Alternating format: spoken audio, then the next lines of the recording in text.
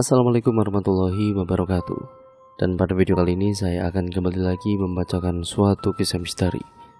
Kali ini berjudul tentang sebuah kisah penyembah iblis. Cerita kali ini datangnya dari Manavila. Nantinya kalian juga bisa mengunjungi thread beliau secara langsung. Yuk, daripada kita lama-lama, mari kita langsung saja mulai ceritanya. Namun sebelum itu, subscribe channel ini dan nyalakan tombol lonceng notifikasinya agar kalian tidak ketinggalan cerita-cerita menarik yang akan saya bacakan di channel ini nantinya ya teman-teman. Yuk, daripada kita lama-lama, mari kita langsung saja mulai ceritanya.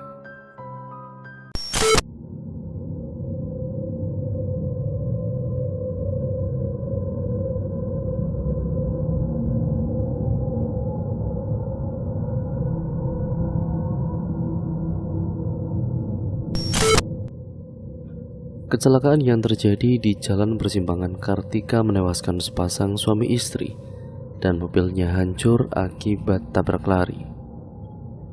Anehnya wanita yang diketahui berumur 45 tahun itu tidak diketemukan dalam mobil yang sampai sekarang ini menjadi misteri bagi keluarga. Polisi sudah berusaha mencari jasad Ibu Ratna dan jasad sang suami sudah diketemukan dengan keadaan berlumuran darah. Sudah beberapa bulan kasus Ibu Ratna belum diketahui jasadnya. Usul punya usut. Dari mulut masyarakat setempat, keluarga Bu Ratna dinyatakan menyembah iblis sehingga harta kekayaannya mengalir tanpa henti. Belum ditemukan jasadnya akibat tidak memiliki tumbal saat menyembah dan sesajian kepada jin. Berbagai fakta telah ditemukan bahwa keluarga Bu Ratna adalah penyembah iblis. Kasus ini sudah beberapa bulan meninggalkan duka bagi keluarga. Akibat dari mitos tersebut, banyak saham dan juga rekan kerjasama perusahaan suami Ibu Ratna memutuskan kontrak secara sepihak, yang mengakibatkan beberapa bulan sudah Zain dikucilkan dari lingkungan karena dianggap keturunan dari sesajian iblis itu. Harta kekayaan keluarga Zain habis untuk biaya Zain sekolah. Hingga saat ini Zain ini masih belum menerima kematian tidak wajar dari ibunya. Zain membantah bahwa ibunya penyembah iblis, bahwa buku dan catatan yang Bu Ratna kumpulkan karena Bu Ratna seorang penulis novel dengan berbagai macam genre yang dikuasai. Zain merasa ada yang janggal dari kematian ibunya. Zain percaya ibunya tidak akan menduakan sang pencipta dan dia yakin sekali ada yang salah dalam kematian ibunya. Sudah hampir 5 bulan kasus tabrakan mobil tersebut ditutup, hingga polisi yang menyelidiki kasus harus tutup buku. Pak, apakah tidak bisa kasus ibu saya dibuka kembali? Karena sampai sekarang ibu saya enggak ada titik temunya, Pak. Jasad ibu saya bagaimana? Zain, pemuda 20 tahun yang sampai sekarang tidak percaya dengan kematian ibunya yang tidak dapat ditemukan jasadnya. Kami sudah berusaha total mencari keberadaan ibu Anda. Tapi, maaf sekali, kami akan tutup kasusnya karena masih banyak kasus lain yang akan kami selidiki. Baiklah, kalau Bapak tidak mau mencari tahu lagi, saya sendiri yang akan mencarinya. Terdengar surut emosi dari wajah Zain. Bagaimana mungkin sudah hampir 5 bulan jasad ibunya tidak ditemukan? Setiap Zain tidur, dia selalu bermimpi arwah ibunya tidak tenang yang masih ada di dunia. Bu, maafin Zain. Suara pasrah Zain dengan keringat bercucuran karena terik matahari yang membakar pori-pori. Kalau begitu, saya permisi. Dengan bermodalkan motor Scoopy, Zain ini kembali ke rumah yang hanya terdapat dirinya sendiri. Sejak bisnis orang tua Zain bangkrut, semua asisten pembantu rumah Zain dipecat karena ia hanya cukup membiayai kuliahnya saja. Dan ia pun bekerja sebagai karyawan staf di salah satu perusahaan. Bersyukur masih ada orang baik yang mempercayai Zain kala itu.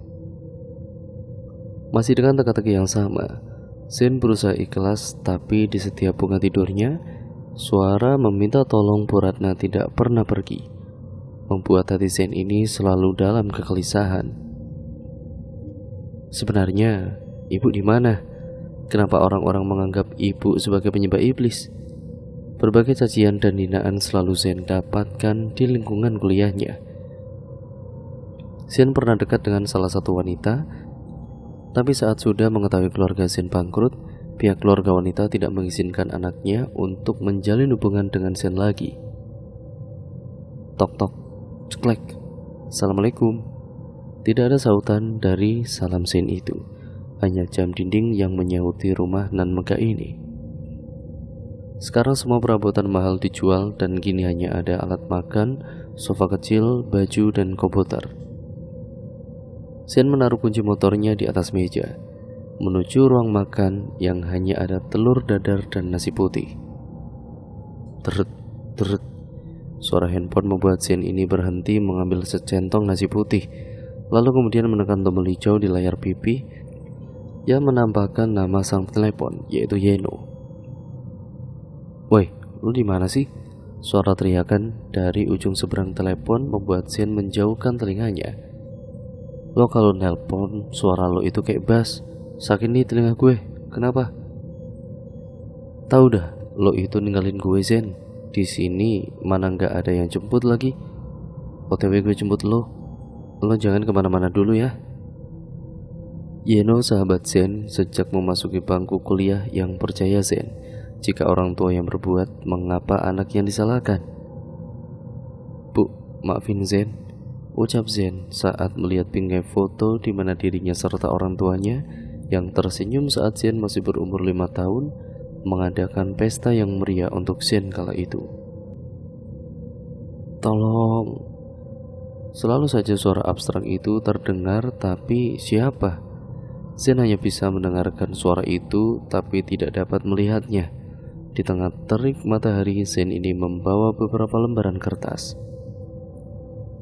Sesudah menjemput Yeno dari kampus, Zen ini melajukan motornya berangkat menuju ke rumah Dinda, menyelesaikan beberapa tugas dari mata kuliah yang diberikan.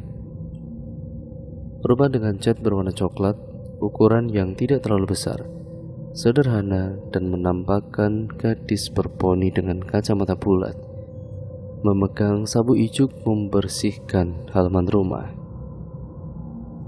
"Zen, kok kamu datangnya sekarang? Bukannya besok kita kerjain bareng?" tanya Dinda. Dinda lalu kemudian meletakkan sabu dan mengajak Zen untuk duduk. "Ah, sorry, sekalian mampir. Tadi jemput Yeno aku. Bagaimana kalau tugasnya kita selesaikan sekarang? Besok kan tinggal print, gak bolak-balik lagi," tawar Zen. Nabak Dinda berpikir lalu kemudian mengangguki jawaban Zen. "Tapi aku belum ganti baju. Kamu mau tunggu?" "Ya udah baiklah, jangan kelamaan. Ntar tugasnya gak jadi-jadi lagi, Din." "Siap, bentar ya." Zen selalu duduk di kursi rotan dengan meja plastik. Matanya melihat sekeliling dengan wajah yang lelah. Tidak butuh waktu yang lama Dinda ini bersiap diri.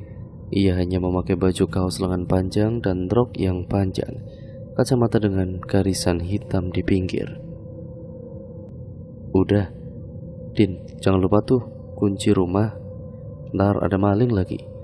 Zen lalu menyalakan mesin motor, menunggu Dinda dan menggembok pintu rumahnya. Dinda hanya hidup sendirian di rumah. Ibu dan ayahnya sudah lama bercerai, membuatnya tidak ingin memilih untuk ikut salah satu dari mereka. "Mana ada yang maling, Zen? Nggak lihat apa? Di rumahku nggak ada harta benda berharga sama sekali." Kakek Dinda menaruh kunci pintunya di bawah pot bunga. "Oh gitu ya? Ya udah, naik cepet, Din." Iya, bawel." "Zen, aku haus," ucap Dinda mengetuk jari tangannya. "Ella bilang kek, tuh ke dapur." Perjalanan menuju ke rumah Zen membutuhkan kurang lebih sejam untuk sampai. Tidak kalah terik sinar matahari membuat kerongkongan Dinda ini ingin meneguk segelas air dingin. Dia lalu menuju ke dapur. Di ruang itu terdapat kulkas dengan ukuran kecil. Mengambil gelas kaca lalu menuangkannya. Saat melewati beberapa kamar yang dikunci, suara aneh mulai terdengar, membuat Dinda penasaran. "Siapa?" Tanya Dinda, namun tidak ada sautan, dan seketika suara aneh itu menghilang. Dinda mengira Zen yang melakukannya. Ini pasti Zen. Zen, jangan nakutin aku lah, pakai Dinda. Tidak ada sautan dari Zen dan jarak dapur ke ruang tamu Zen cukup jauh karena rumah Zen ini lumayan luas. Suara wanita dan anak kecil kembali terdengar dibarengi dengan bau melati yang menyengat. Penciuman Dinda membuat rasa takut pun akhirnya muncul. Namun karena penasaran, akhirnya Dinda mengikuti asal suara itu. Siapa? Laki-laki tidak ada balasan dan seketika suara itu kembali menghilang. Namun saat Dinda mencoba untuk pergi, suara itu terdengar lagi, seperti ada seseorang yang mempermainkannya. Enggak, ini rumah Zen. Aku enggak akan naik ke lantai atas. Zen sudah pernah memperingatkan Dinda agar tidak melewati batasan saat berkunjung ke rumahnya. Walaupun Dinda sudah Zen anggap sahabat sendiri, tetap saja Zen ini tidak ingin berbagi privasi dengan Dinda. Bayangan hitam tiba-tiba lewat di hadapan Dinda membuatnya semakin takut. Ini enggak benar Zen, bagi Dinda. Namun ada yang membuatnya semakin kalang kabut. Kemana Zen? Zen. Dinda berlari sekencang mungkin meninggalkan tangga yang hampir saja membawanya ke lantai 2. Secepat mungkin Dinda berlari. Anehnya mengapa rumah Zen seakan begitu sangat luas sampai-sampai Dinda tidak bisa menemukan ruang tamu di mana Zen tadi duduk. Sebenarnya rumah Zen ini kenapa ya? Ujarnya dengan napasnya yang memburu. Sebuah asap hitam mengitar-ngitari lampu rumah Zen. Tubuhnya seakan kaku seperti ada seseorang yang mendorong bokong Dinda. Kenapa dengan rumahmu ini Zen? Asap hitam itu tiba-tiba saja menghilang digantikan dengan sosok bayangan berambut panjang. Siapa kamu? Wanita itu terus saja berjalan menaiki anak tangga tapi tidak membalikkan badannya untuk menatap Dinda. Tunggu. Dengan lutut yang memar, Dinda ini bangkit mengikuti wanita itu. Tidak lagi Dinda hiraukan larangan Zen. Wanita berambut panjang itu menarik perhatian Dinda. Satu persatu anak tangga Dinda naiki. Tunggu. Semakin Dinda mengikuti langkah wanita itu, semakin wanita berambut panjang itu berjalan dengan langkah cepat. Gudang. Wanita itu kemudian berhenti tepat di depan gudang membuat Dinda ikut berhenti. Siapa kamu? Tidak ada balasan dari wanita berambut hitam panjang tersebut. Justru wanita itu terus menatap pintu gudang yang hanya ditutupi papan kecil sebagai gembok yang sedikit terbuka. Seakan memerintahkan Dinda untuk masuk. Tiba-tiba saja suara tawa anak kecil itu terdengar. Kakak, main yuk. Kak, main yuk. Zen, pergi kau. Anak kecil yang hanya memakai celana pendek dengan wajah yang pucat, tidak memiliki rambut tersebut, pergi dengan sekejap mata. Tolong. Suara meminta tolong itu membuat bulu kuduk Dinda merinding. Suara itu terdengar dari dinding langit gudang. Saat Dinda menatap ke atas, segumpal darah berwarna merah pekat tetesannya ini jatuh tepat di lengan Dinda. Ibu, pergi Dinda dengan rasa jijik saat melihat darah di lengannya. Wanita yang tadinya berada di depan pintu gudang tiba-tiba saja merayap di dinding langit persis seperti cicak. Dengan mulutnya yang mengeluarkan darah dan wajah yang hancur, yang dimakan belatung serta tangannya lepuh dengan nanah. Bau mayat yang menyengat mengocok perut Dinda untuk segera menumpahkan isi perutnya. Dinda tidak sanggup melihat tetesan darah di lengannya. Pergi, jangan ganggu aku. Dengan lincah, wanita itu merayap ke dinding menatap Dinda dengan matanya yang penuh dengan belatung. Aku ingin tubuhmu. Menjauh sana. Zen, tolong. Sudah 15 menit Sen menunggu Dinda. Dari tadi Sen ini terus memanggilnya, namun Dinda belum juga menampakkan batang hidungnya. Din, Din, kemana sih Dinda? Katanya cuma haus, lama banget di dapur. Oh, atau lagi makan kali ya? Sen langsung menaruh buku-bukunya di atas meja. Sangat bosan rasanya mengerjakan tugas sendirian. Dinda, lama banget. Mana bisa gue mengetik sendirian? Sen ini berpikir itu hanya tipuan Dinda, serta mungkin saja dia mau sekalian numpang makan. Dinda, lo di mana? Sen mencari ke seluruh bagian dapur tapi tidak ada Dinda. Hanya ada gelas kaca yang pecah di lantai. Pikiran Sen mulai tidak tenang. Dia kembali ke ruang tamu menghubungi untuk Yenu. Nomor yang ada 7 sedang sibuk. Silakan tinggalkan pesan ke nomor tujuan Anda. Ah, sial.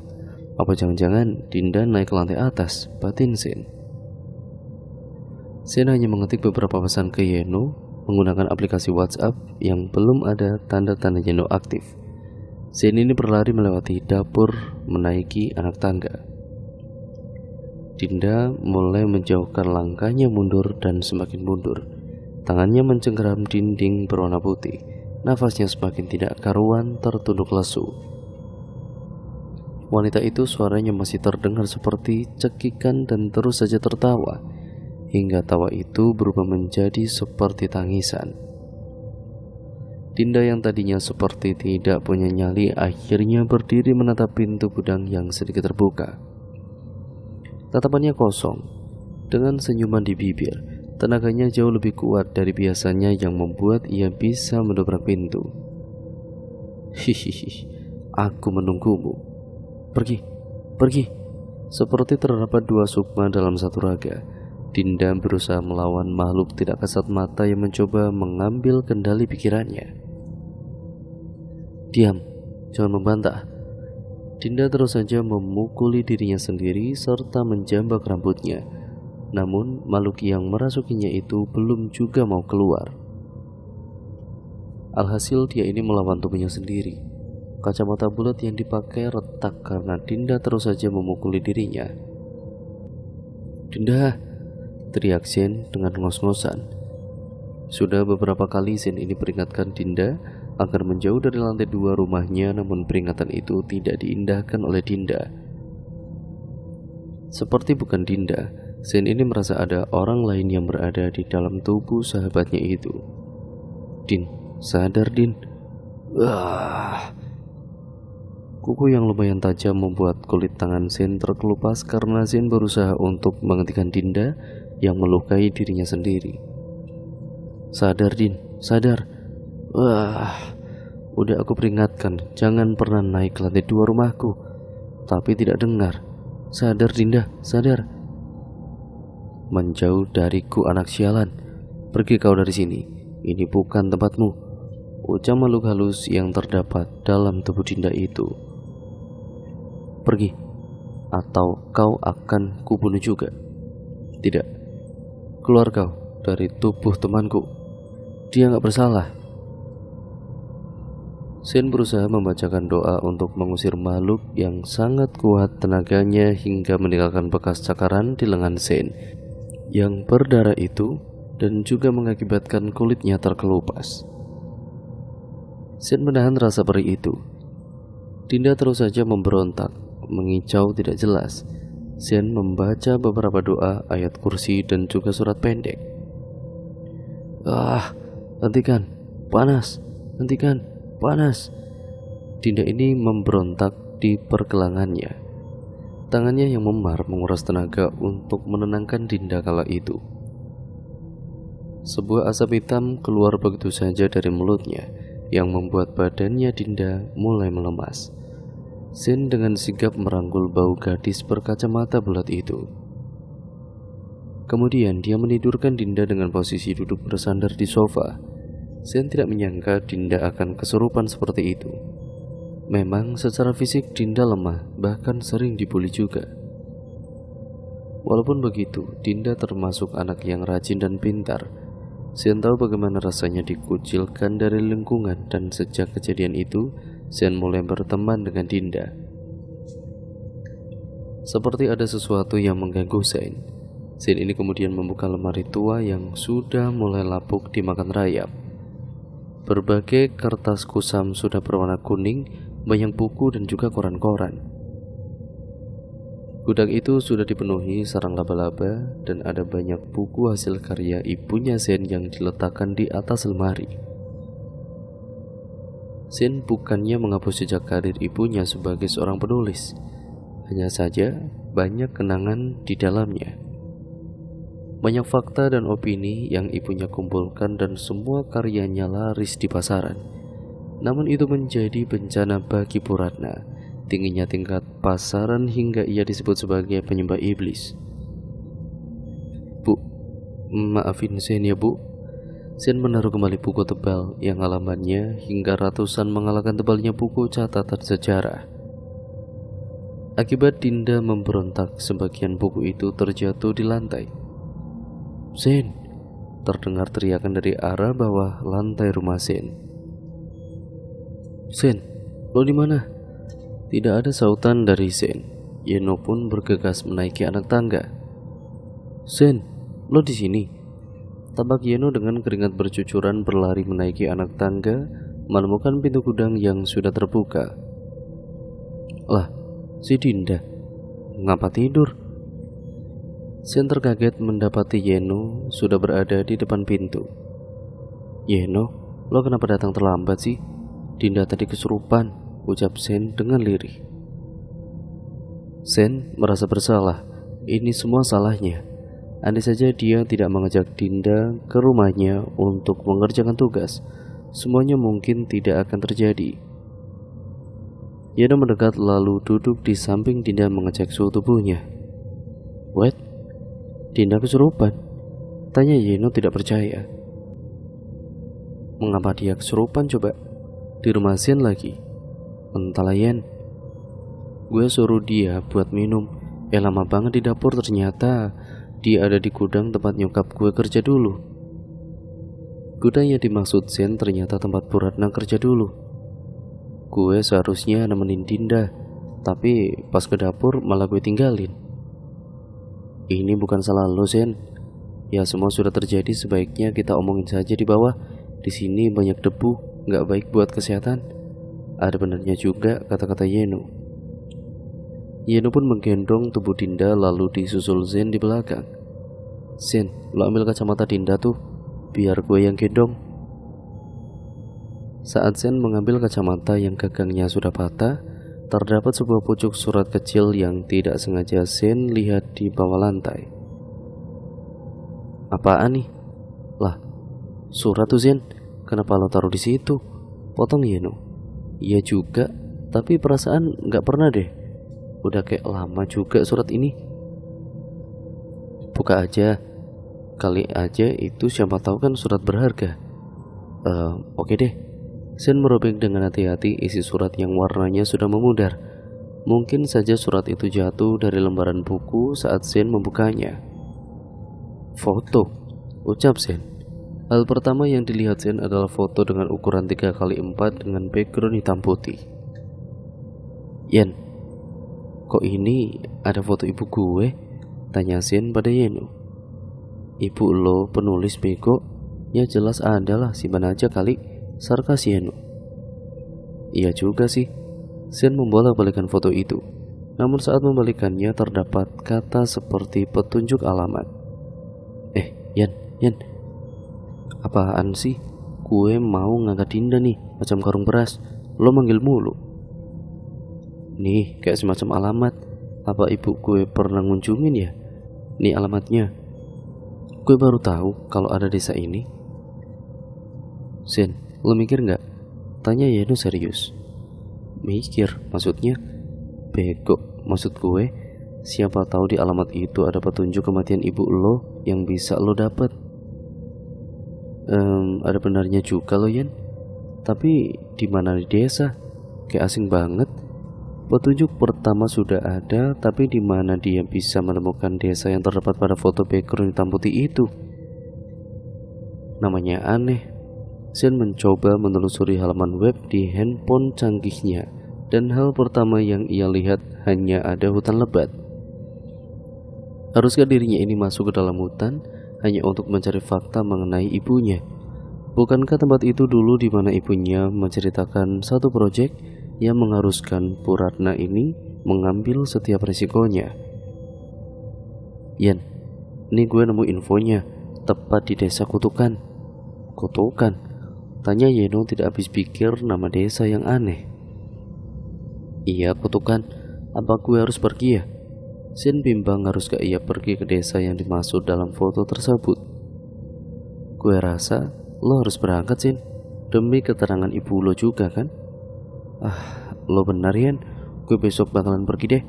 Entahlah kapan gue balik, tapi ya gue titip Dinda ya. Sin menatap Dinda yang pingsan di sofa. Tidak enak rasanya meninggalkan Dinda besok hari, padahal tugas belum juga selesai. Tapi rasa penasarannya itu juga sekaligus mengenai ibunya. Apapun Sin pasti akan lakukan. Enggak, lo gue temenin, Sin. Bukan lo yang pergi tapi kita. Tapi ucapnya terpotong. Udahlah, Sin, lo kan sahabat gue, dan gue bakalan dukung apapun itu. Ya udah, terima kasih bro. Lo emang sahabat gue yang terbaik. Makasih sebelumnya udah mau repot-repot nemenin gue, ucap Sin seraya merangkul pundak Yeno. Sakit bego, lo kayak mau bunuh gue aja. Gue bunuh juga lo, kekeh Yeno dengan nada bercanda yang dibuat sok serius itu. Sorry. Ya udahlah, besok kita OTW. Kasihan Dinda. Yen, lo gendong dia ya. Iya ya. Perjalanan menuju ke desa Kutukan sudah hampir 3 jam lebih. Sang senja mulai menampakkan warnanya. Sen hanya membawa beberapa baju ganti dengan sepasang celana. Dia pikir perjalanannya itu kali ini hanya membutuhkan sekitaran 2 hari perkiraan Sen. Motor menjadi salah satu pilihannya untuk menuju ke desa dengan usulan Yeno agar lebih cepat sampai. Berbekal foto yang menjadi misteri dengan alamatnya. Akhirnya sampai juga, ucap Yeno.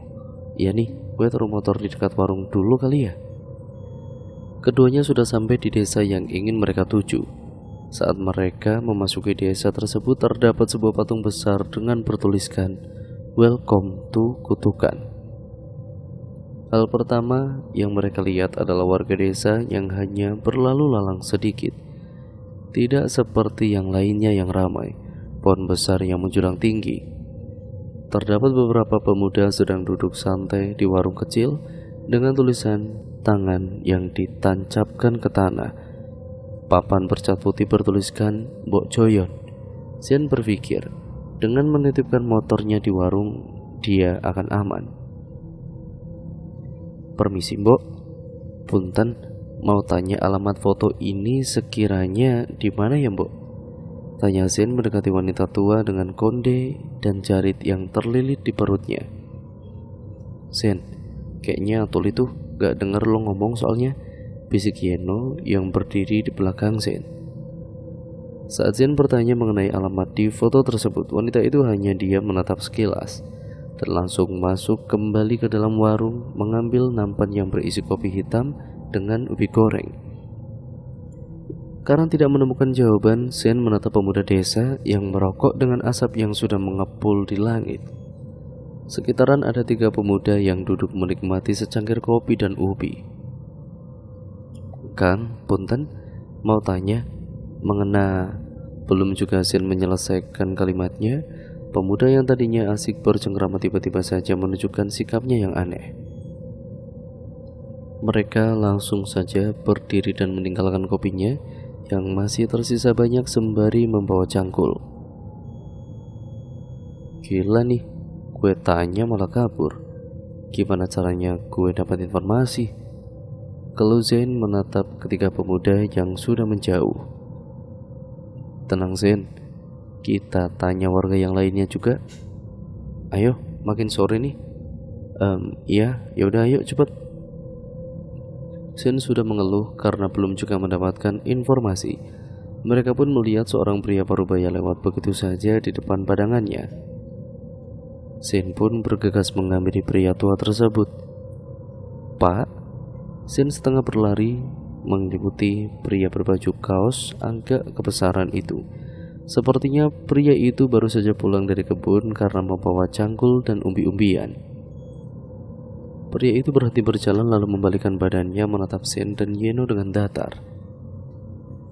"Jadi begini Pak, maaf mengganggu waktunya sebentar ya Pak.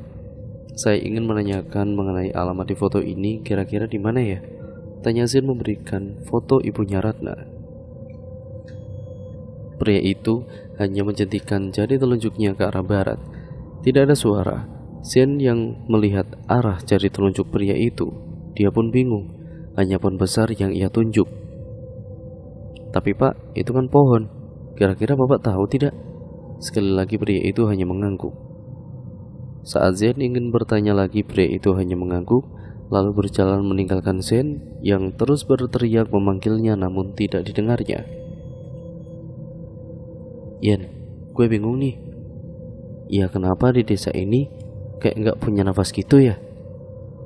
"Entahlah Zen, kita ikuti arah yang diberikan saja," jawab Yeno. "Ya udahlah, ya udah, ayo." Zen pasrah, percuma saja bertanya kembali. Mereka pun akhirnya berjalan mengikuti arahan yang diberikan. Hari semakin larut. Zen dan juga Yeno mendekati pohon yang tadi ditunjukkan oleh pria tua, pohon yang menjulang tinggi dan besar. Zen tidak tahu apa yang ia harus lakukan saat berada di depan pohon itu. Apakah ia ibunya Ratna berfoto ria di sini? Tapi ini hanya sebuah pohon besar dengan semut yang berjejer. "Gila ah, jangan-jangan kita tadi ditipu ya." "Tahu dah, capek gue." Yeno menaruh tas yang lumayan gede ke tanah karena lehernya sangat sakit sekali. Badannya encok seharian berdiri. Saat dirinya duduk, sosok bayangan hitam yang mengepal di langit mendekati mereka. Asap hitam itu terus saja berputar di langit layaknya seperti daun yang gugur dari pohonnya. Hingga lama-kelamaan asap hitam itu membentuk seperti tubuh manusia. "Yen, berdiri Yen. Yen, ada bayangan Yen." Sen kemudian mundur seketika, memegang dan meraih paksa tas ranselnya. Yeno yang tadinya duduk diam di tanah mendekuk air mineral, seketika ikutan berdiri. Suasana sekitar hutan seperti mencengkeram ingin membunuh mereka berdua. "Awas Yen." Sen segera berlari meraih tangan Yeno karena kepulan asap hitam itu ingin menarik kaki Yeno. "Ah, tolongin gue Sen, tolong!" teriak Yeno. Kakinya seperti terseret di tanah. Sen berusaha menarik tangan Yeno agar asap hitam itu tidak membawa sahabatnya. "Yen, bertahan Yen."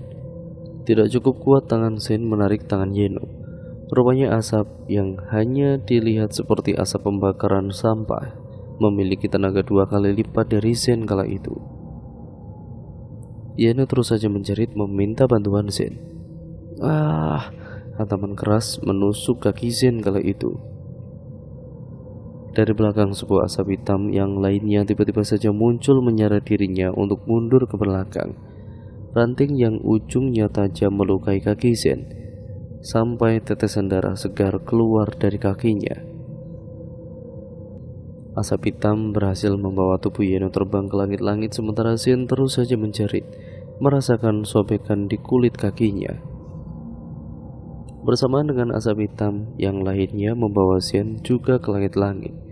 Tubuhnya seperti melayang-layang hingga tidak sadarkan diri. Suara burung hantu dan anjing menghiasi ruangan yang penuh dengan kotoran burung. Zen yang sudah pingsan beberapa jam tertidur di atas batu besar dinding gua yang dipenuhi dengan akar-akar pohon. Malam semilir angin serta tetesan air yang jatuh dari dinding langit gua membuat suasana semakin mencekam. Banyak kerikil bebatuan seperti baru saja dipahat dari bongkahan batu besar. Di mana aku?" Zen berucap sesekali memegang kepalanya yang sakit. Rasa perih di kakinya masih dia tahan. Zen berjalan terpincang-pincang melihat sekeliling tidak ada orang. Bajunya penuh dengan lumpur akibat tubuhnya terseret dan dibawa oleh asap hitam. Teriak Shen menatap sekeliling gua. Sungguh aneh rasanya. Tadinya dia berdiri di depan pohon, namun sekarang berada di gua beserta kotoran hewan kelelawar. Shen menatap sekeliling mencari sebuah jalan untuk keluar dari gua yang lumayan besar. Seperti sebuah titik harapan ia melihat cahaya. Shen pun mengikuti arah cahaya itu.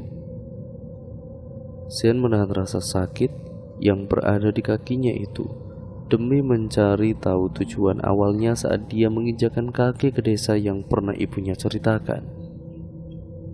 Bongkahan batu besar hampir saja mengenai tubuhnya yang tiba-tiba runtuh dari atas.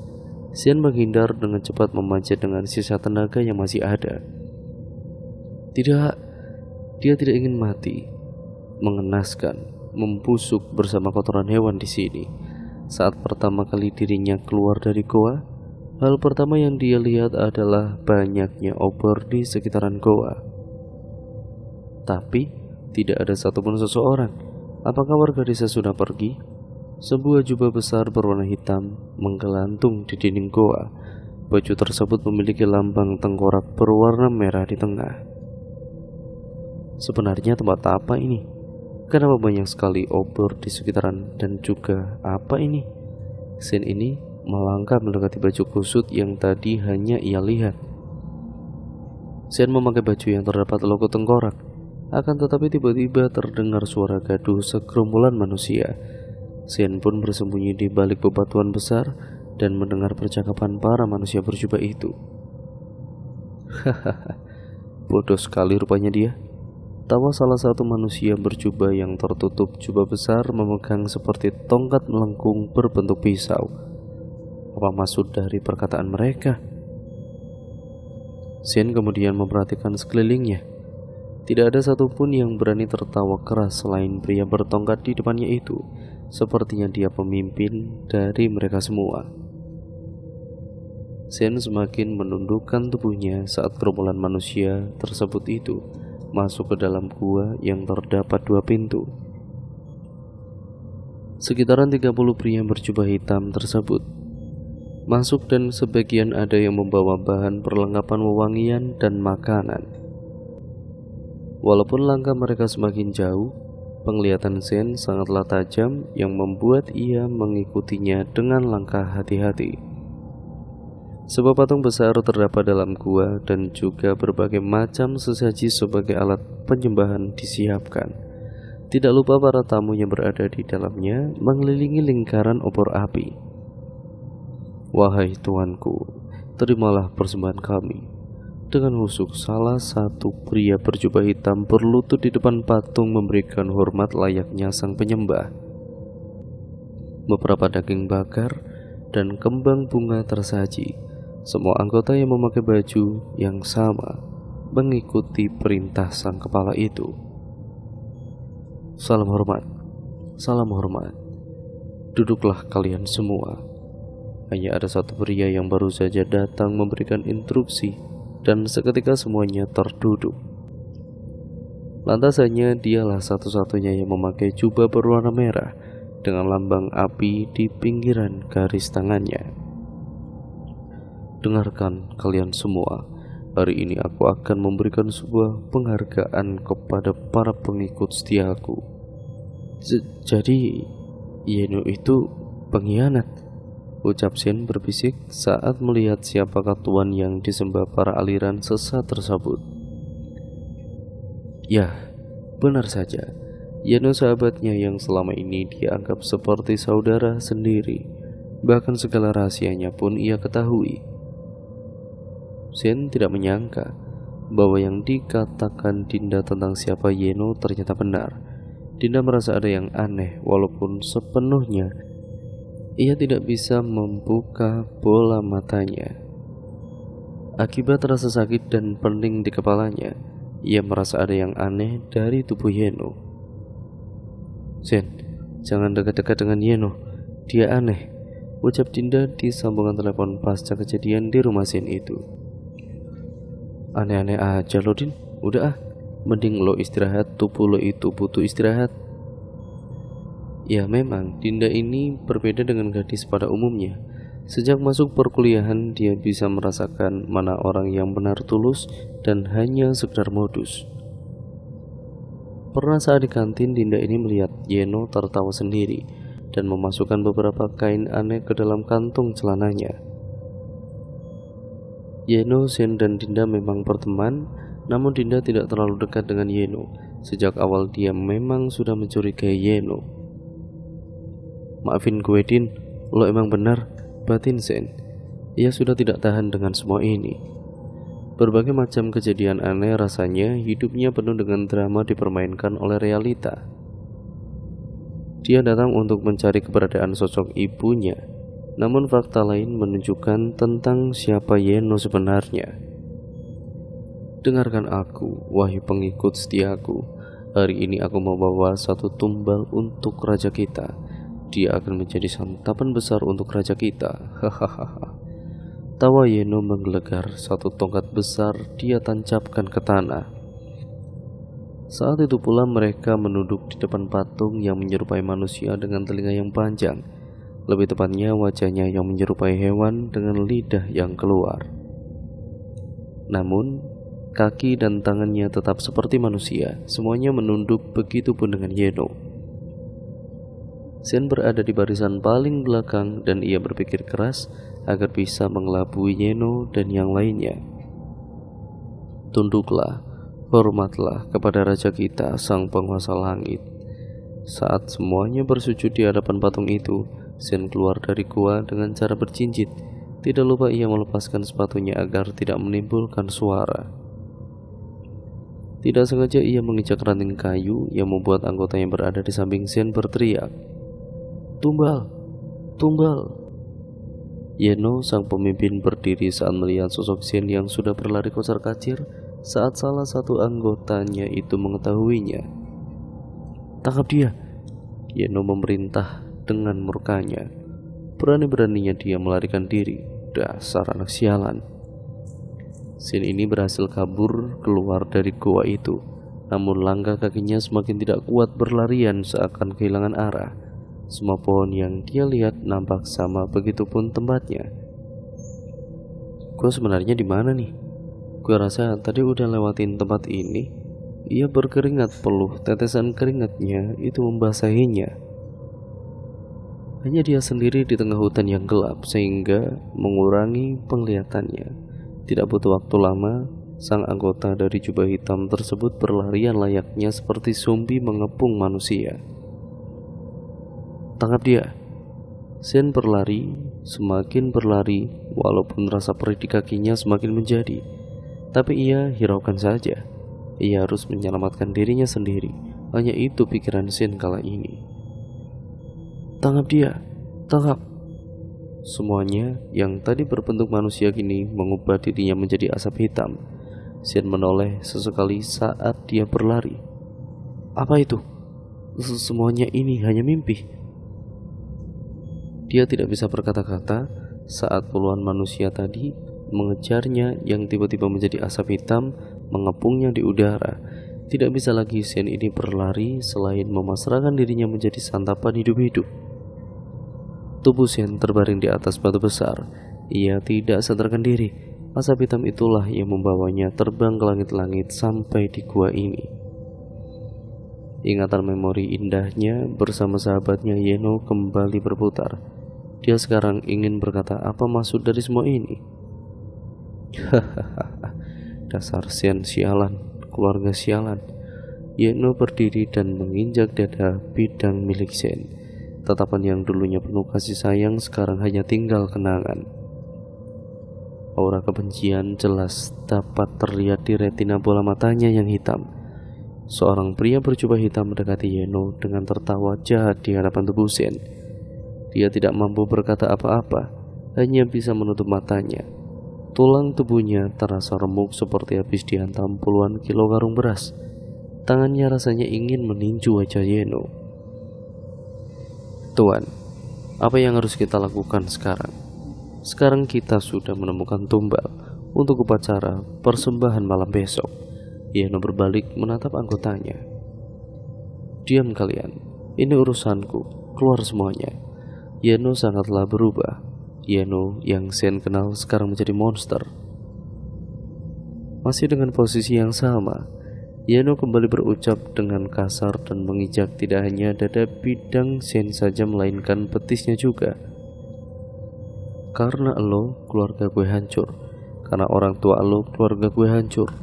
Zen memang menutup matanya, namun telinga Zen masih bisa mendengarnya harusnya. Apa maksud lo, Yan? Ucap Zen dalam hati. Dia berusaha mengeluarkan sepatah kata dari mulutnya. Bibirnya ini penuh dengan luka akibat dari goresan dan sayatan yang didapatnya. Gue benci lo, Zen, dan lo juga bikin hidup gue menderita.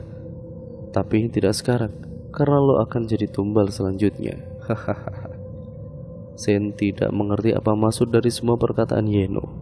Seakan itu sebuah riddle yang mesti dia pecahkan. Zen sekarang tersulut emosi oleh perkataan Yeno. Tubuhnya seperti mempunyai tenaga. Dia bangkit dari tidurnya dan berucap dengan lirih. Wah, fuck. Apa maksud lo, Yan? Lo sebenarnya siapa dan apa hubungannya dengan keluarga gue? Hahaha. Lo ternyata sudah bisa ngomong setelah babak belur. Gak usah sok gak tahu deh lo. Gara-gara nyokap gue meninggal. Maksud lo? Tanya Zen yang tidak mengerti sama sekali. Dia melihat Yeno yang berdiri di hadapannya. Yeno sudah seperti orang gila dengan tertawa menceritakan semuanya. Keluarga Yeno sangatlah bahagia saat pertama kalinya setelah bertahun-tahun. Yeno berulang tahun, baru genap usianya 10 tahun. Ayah dan ibu Yeno merayakan ulang tahunnya. Sampai akhirnya kejadian yang tidak mengenakan terjadi. Ayahnya Yeno yaitu Dennis bercerai dengan ibunya Yeno yaitu Devi. Yeno kecil sudah cukup mengerti apa itu perceraian. Ia melihat ibunya menangis terseduh-seduh di tepi ranjang, memeluk bingkai foto keluarga kecilnya. Betapa hancurnya hati Yeno mengetahui orang tuanya bercerai. Dan ulang tahun tersebut merupakan hari terakhir di mana keluarganya benar-benar utuh. Ayah Yeno dibutakan oleh harta kekayaan hingga dia melihat sosok wanita yang tidak lain dan tidak bukan adalah Ratna, ibunya Zen. Ya, ayah Yeno mencintai Ratna, mantan kekasihnya. Yeno ini menggenggam dengan penuh benci foto Ratna. Ibunya meninggal karena depresi dan ayah Yeno entah kemana keberadaannya. Yeno hanya tinggal bersama paman dan bibinya. Saat dia berada di sebuah kota kecil, ia melihat sosok Ratna bersama suaminya, tetapi bukan ayah Yeno. Saat itu pula Yeno berencana membunuh Ratna dan seluruh keluarganya pada kala itu. Jadi, lo ya?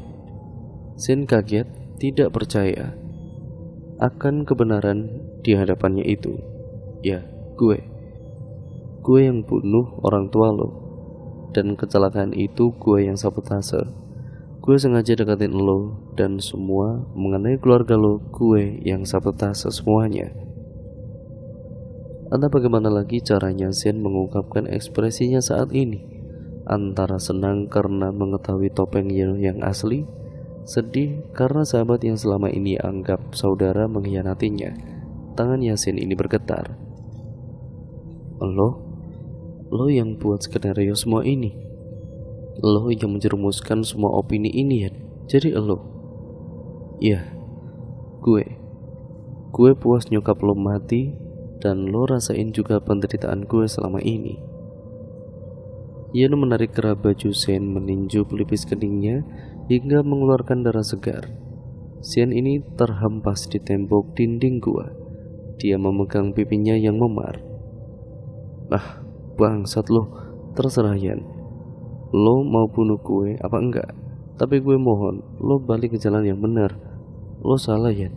Lo salah doakan Allah dengan cara begini. Lo salah. Yeno sudah seperti kerasukan setan. Dia tidak ingin mendengar ocehan Zen lagi. Dulu saat dia dalam masa kesusahan, ada teman sekampusnya yang mengajak Yeno ke orang pintar untuk memenuhi kebutuhannya di kota besar. Yeno benar-benar sudah dibutakan oleh harta. hingga dia menjadi semakin gila dan ingin menjadi semakin kaya, bukan hanya karena dendam tetapi juga harta. Dia sengaja mengais Sen ke desa tersebut untuk menjadikan Sen tumbal pesugihannya. Dar! Suara tembakan di dinding gua mengagetkan semua orang. Para anggota aliran sesat yang berada di situ kemudian berlarian. Namun polisi datang tidak kalah banyaknya. Mereka mengepung semua anggota tersebut. Yeno yang berada dalam gua berlari, tetapi langkahnya salah karena menginjak bebatuan yang siap akan teruntuh kapanpun. Tubuhnya terjepit di antara bebatuan besar. Zen, tolongin gue Zen, teriak Yeno meminta tolong. Zen, teriak seorang gadis dari belakang. Dinda? Zen ingin sekali menolong Yeno, tetapi dia ditarik paksa oleh Dinda untuk mundur. Semua patung yang ada di dalam gua tersebut yang terbuat dari pahatan teruntuh dan semua obor api Dinda ini matikan. Kemudian Dinda POV atau sudut pandang dari Dinda. Aku sudah mencoba menghubungi Sen beberapa kali, bahkan sudah 2 hari dia tidak masuk kuliah. Pikiranku sudah kemana-mana. Memang dari dulu aku sudah tidak menyukai Yeno, dan ada fakta lain yang semakin menguatkan kecurigaanku saat aku dengar Yeno menelepon salah-salah orang yang hanya samar-samar terdengar. Aku bersembunyi di balik dinding. Ku dengar dia membahas tentang tumbal, dan perasaanku semakin tidak enak saat Yeno dan Sen menghilang dalam waktu yang bersamaan. Semua misteri ini aku akan pecahkan saat kembali ke rumah Zen. Tubuhku sedikit takut melihat loteng rumah Zen di mana 3 hari yang lalu aku kesurupan di sana. Ku ketuk pintu rumah Zen yang tidak digembok sama sekali, padahal rumah ini besar tapi tidak dikunci. Aku naik ke lantai atas, yaitu lantai 2. Iya takut. Itu yang kurasakan, tapi ya biar bagaimanapun Zen adalah sahabatku. Aku tidak ingin dia kenapa-napa. Aku segera mencari informasi di mana keberadaan Zen. Kulihat catatan surat yang terpotong dan catatan diary Zen pada kala itu. Tidak, Zen pasti pergi ke desa itu. Misteri tentang kematian ibunya Zen yang dianggap menyembah iblis hanyalah hoak. Semua adalah ulah Yeno yang atur. Sebenarnya yang menyembah dan membuat aliran sesat tersebut adalah Yeno. Dia sengaja membunuh Ratna karena rasa dendam dan kebencian menjadi satu. Yeno dan juga Dinda kembali ke kota, meninggalkan desa, dan Yeno sudah tertangkap oleh polisi. Dalam mobil, Dinda terdiam menatap tubuh Zen yang penuh dengan luka. Zen, maafin aku telah datang. Zen menatap Dinda lalu berkata, "Gak apa-apa kok. Din, makasih ya. Lo udah mau selamatin gue. Kalau gak ada lo, ya mungkin hidup gue." Hush, jangan ngomong kayak gitu Zen. Pamali, sudahlah. Dinda kemudian mengunci mulut Zen dengan jari manisnya yang membentuk huruf V. Lalu kemudian, cit. Kenapa pak? Maaf mas, tadi ada hewan lewat, ucap sopir. Hati-hati pak, sahut Dinda. Semuanya kembali seperti semula. Mengenai martabat keluarga Zen dan teka-teki meninggalnya orang tuanya, semuanya sudah terpecahkan. Rumah besar yang dulu kosong ini dihuni oleh keluarga kecil Zen dan juga Dinda. Saat lulus kuliah, Zen melamar Dinda dan hingga usia pernikahan mereka memasuki 5 tahun dan dikaruniai 2 orang anak kembar. Keluarga Zen kini hidup bahagia dengan kedua buah hati mereka. Tidak ada yang ngeh bahwa sosok wanita berambut panjang sedang memperhatikan mereka di atas tangga sembari tersenyum melihat keharmonisan keluarga Zen. Dan itu adalah ibunya, yaitu Ratna. Dan cerita pun akhirnya selesai sampai di sini ya teman-teman. Terima kasih untuk kalian semua yang sudah menyimak video kali ini dan cerita kali ini. Semoga kalian terhibur dan juga mendapatkan nilai-nilai positif yang terkandung dalam cerita kali ini. Semoga kalian menikmati ya teman-teman. Jangan lupa untuk kalian like, komen, dan share, serta subscribe untuk kalian yang belum. Nyalakan tombol lonceng notifikasinya agar kalian tidak ketinggalan video terbaru selanjutnya dari channel ini. Sekian dan terima kasih. Kurang lebihnya mohon maaf. Video ini saya akhiri. Sampai berjumpa di video terbaru selanjutnya. Wassalamualaikum warahmatullahi wabarakatuh.